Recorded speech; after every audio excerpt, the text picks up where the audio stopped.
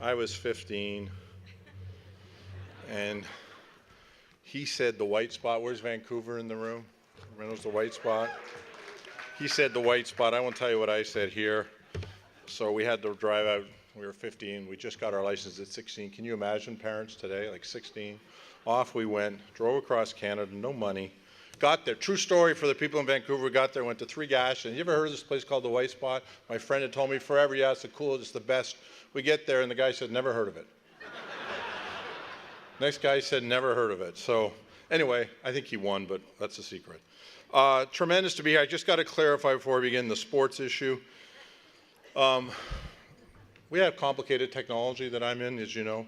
So I'll tell you a true story. Like when I was asked, I thought it's going to be great. Chances of a playoff game, you know, could be within Leafs or Raptors. But I thought, I don't want to know, so don't tell me what's going on. But I wanted the PVR. Then I forgot I PVR'd it. So I made this mistake as CEO. I'm not much on technology, given what I do. You think I might be? I had 87 people in my office this afternoon trying to figure out how to PVR off my iPad at the house. So we do have work to do. I get your pain, okay? Yeah.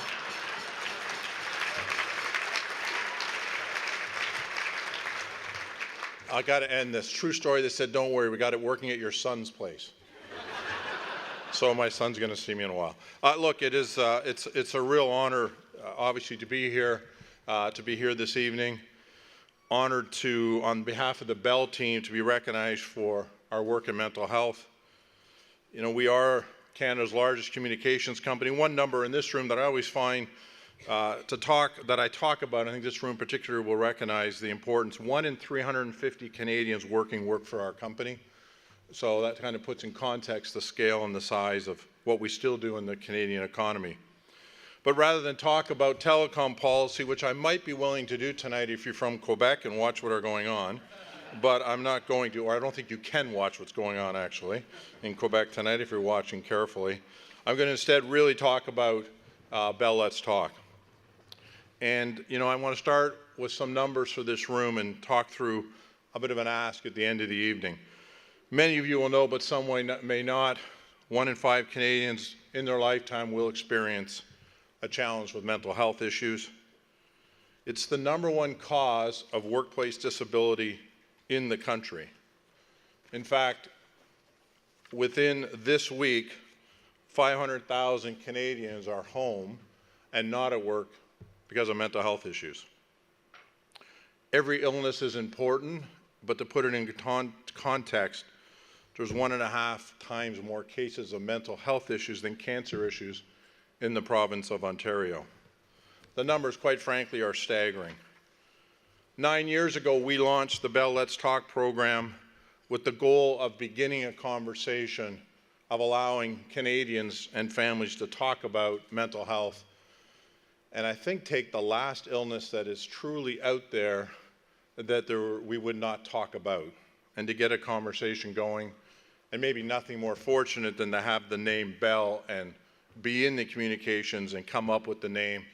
As we were driving home one night, I said to Tammy, after we were going to do this, my wife, what are we going to call it? And she said, well, it's so obvious, George, it's got to be called Let's Talk. And if you think about it, it just fit perfectly for what we were going to try to do at Bell. It's now become the biggest day in the world in social media for mental health. In fact, thank you.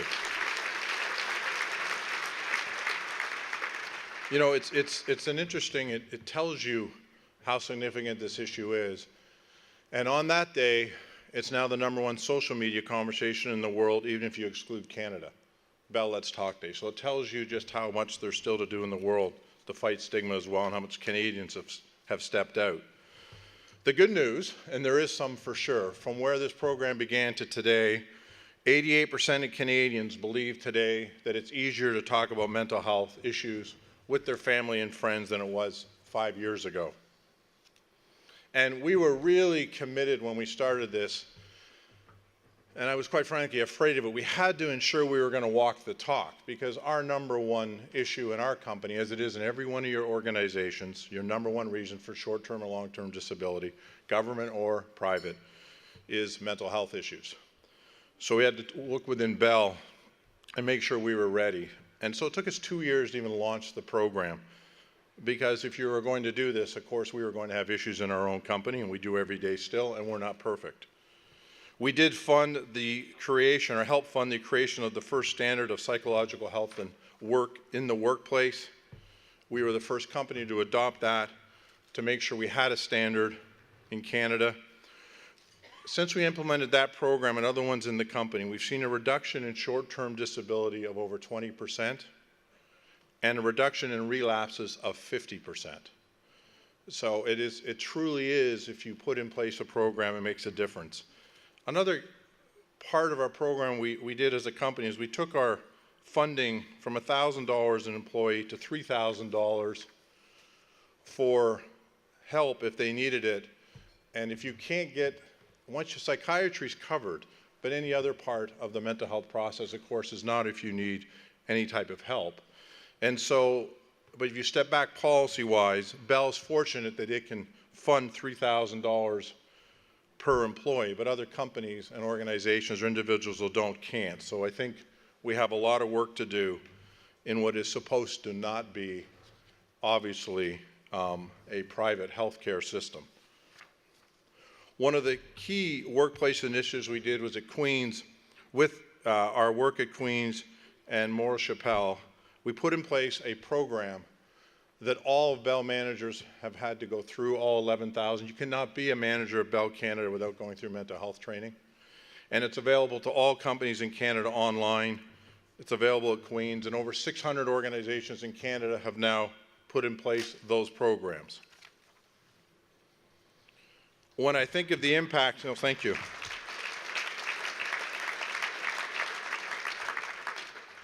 I think of the positive impact the program's had. Canadians have stepped up, but we truly have a long, long way to go.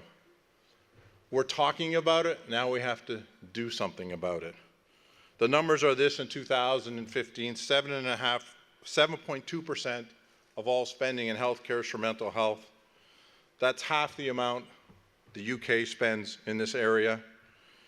And 7.2% is $15.8 billion a year.